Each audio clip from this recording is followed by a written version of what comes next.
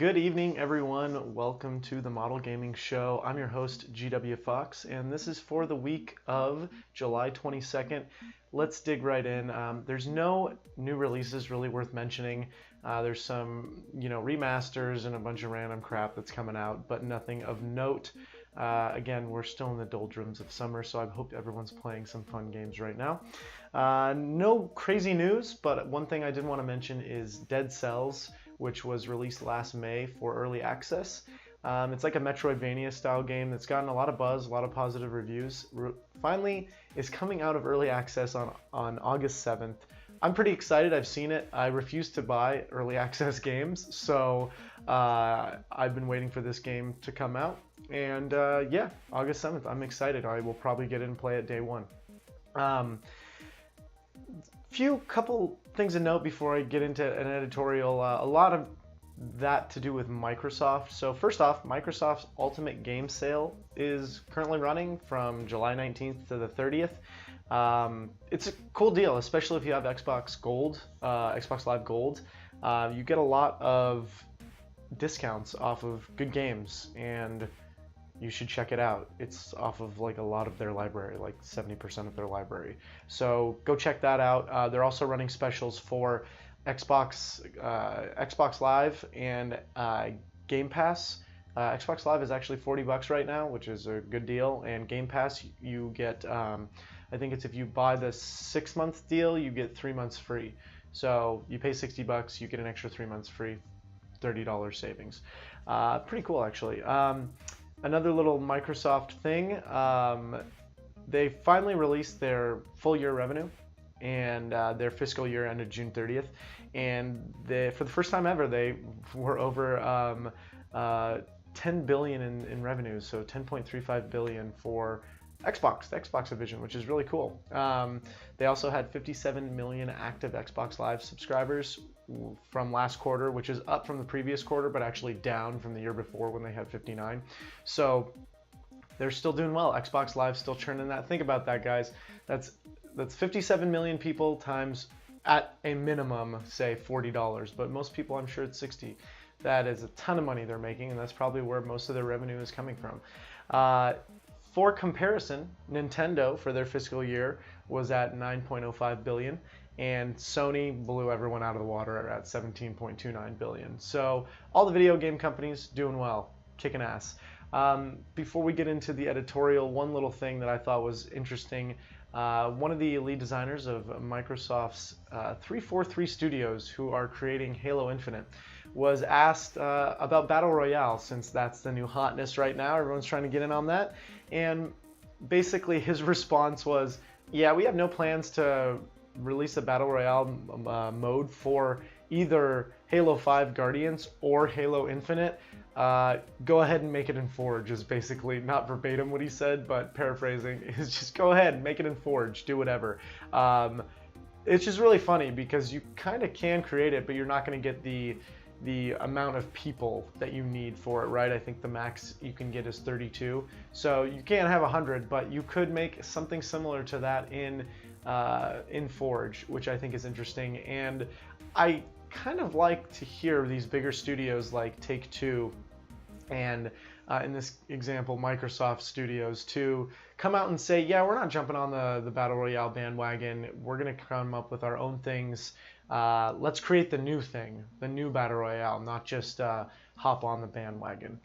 So tonight I wanted to start with like a part one in a series of 4 parts of the systems that I have, the 4 major, I guess, ways to play video games, not including mobile, that are available. And so the first part being why I bought an Xbox One. The next will most likely be why I bought a Nintendo Switch, why I bought a PC for PC gaming, and why I did not buy a PlayStation 4. So tonight I'd like to get into why exactly I bought an Xbox One, and the first reason was coming off the Xbox 360. I wanted to maintain my gamer tag, and all my friends played 360. Coming from that system, we all played Halo, Gears of War, I played Forza. we all had those franchises, and most of my friends were sports gamers anyways, except for like Halo and whatnot, and that was the system to play on. So I knew that I was going to stick with Xbox, and while Sony had good games at launch and in the beginning, I'm not really a fan of like Bloodborne and Souls type games, and that was the huge game in like the first year or two of Sony. So the first thing I knew was I was going to wait.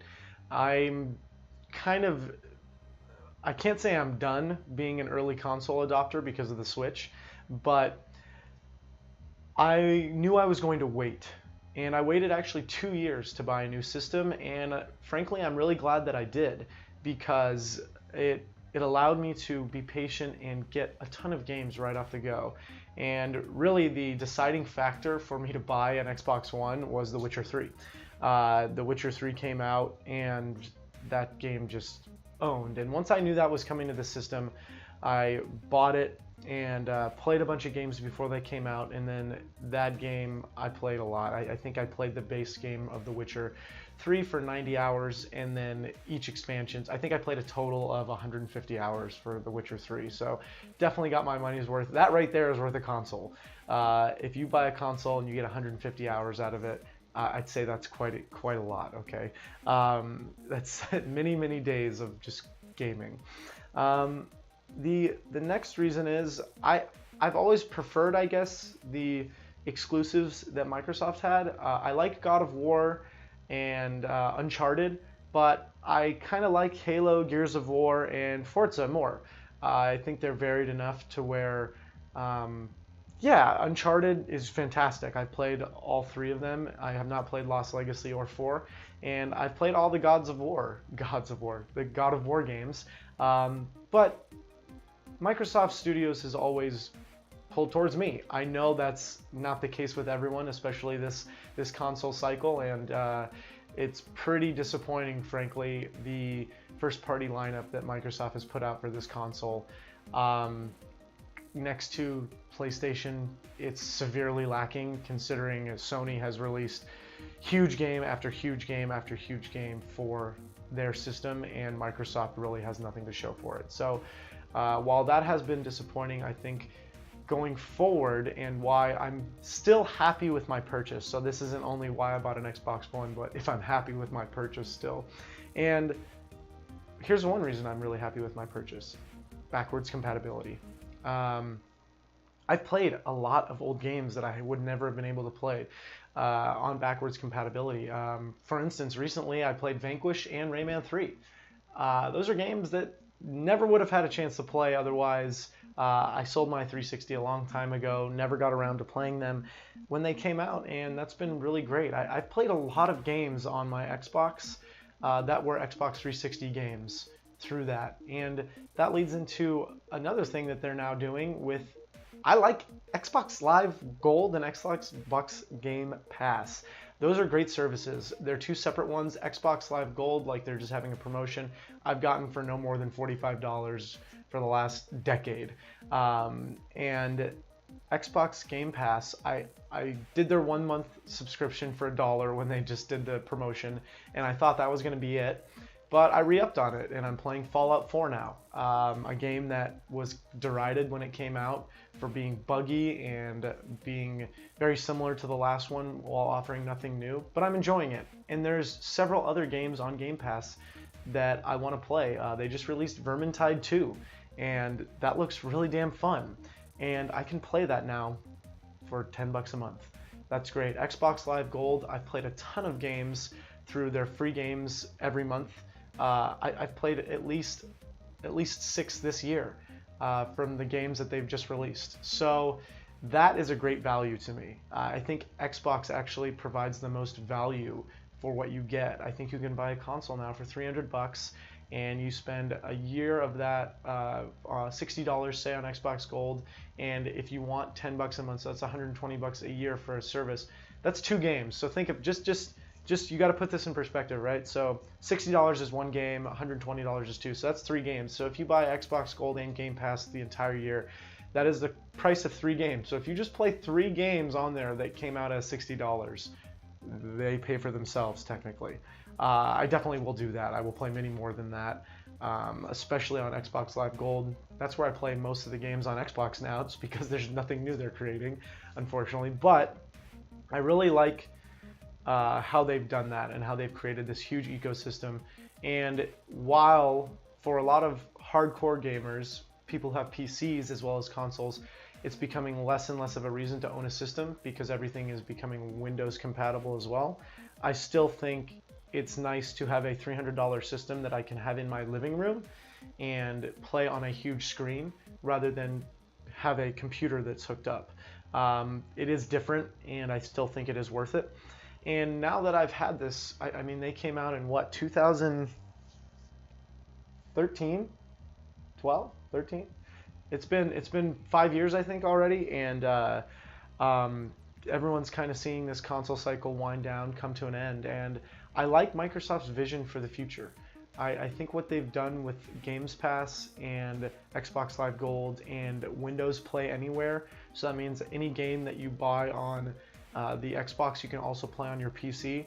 And some of those games are for Game Pass as well. I think there's a dozen of them, which is really cool. So you can have Game Pass and play those 12 games on your computer as well. And that's only going to grow. That's only going to keep growing. And I think their vision of the future is not of, yes, they're creating new hardware, but I think it's going to be much more of an iteration going forward. And while everyone keeps saying, you know, consoles are dying, I think that we're not there yet. I don't think the US can support the infrastructure and the actual good internet that's required. I don't think most people in the US have good internet. A lot of the US still doesn't have any internet. So I don't think that's going to be a reality anytime soon, but I think their vision of the future and the iterating nature of it, that you're going to be able to play games back from the Xbox era on your new system. I think that's the way to go. And I think that other console manufacturers like Nintendo and Sony really need to take note of that. That's where it's heading, that you can play any game that you've ever had on an Xbox console on your newest system just by downloading it and playing it. I think that's genius. I think that's the way to do it. And really, I'm still happy with my purchase. I play my Xbox a lot, actually. And I know if I had a PS4, I'd play that a lot for the console exclusives. But while my initial thought of keeping my gamer tag and playing online games with friends hasn't really panned out, most of them bought a PS4 this console system, this console cycle, and really we stopped playing multiplayer games as we've gotten older, right? So I'm 30, I'm in my early 30s, and we've stopped playing those multiplayer games together. Got a couple friends that play Overwatch, but I'm not interested in playing that. So other than that, I really don't have a group of friends to play online games with. And because of that, it's just changed. So my initial reason for buying the system kind of is out the door, but I found new ones to keep me interested and invested. So that's really it. I still think the Xbox One is a good console system. I just hope that they learn from their mistakes and they really hammer home on the first-party titles going forward. I think they can. I don't think Microsoft's going to release an Xbox One 2, right? I think it's just going to be the next iteration of the Xbox and or the Xbox One. It'll just be a more powerful system. So that's going to do it for tonight. Like I said, next week I will do why I bought a Nintendo Switch and go from there. Thank you for watching. I am GWFawkes. You can find me here every Sunday through Wednesday at 7 o'clock, doing the show on Sunday, and Monday, Tuesday, Wednesday doing some live playthroughs of games. GWFawkes on Instagram and Twitter, and twitch.tv/Model Gaming Show for all your video game needs. You can also look me up on YouTube for all my archives. I've done a ton of playthroughs of games, and basically anything that I play on the computer, I play on. I do a full stream playthrough of it. So that's going to do it for tonight, and I hope you have a great rest of your weekend. Cheers.